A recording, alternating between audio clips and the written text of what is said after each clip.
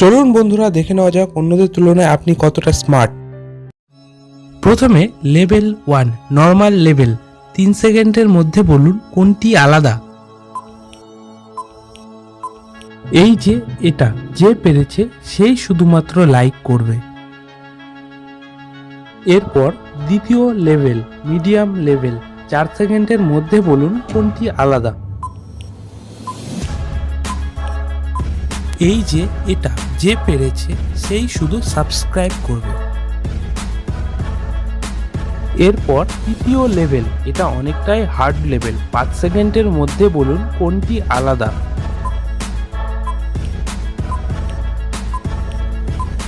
বাহ, very good. এটা অনেকটাই কঠিন লেভেল ছিল।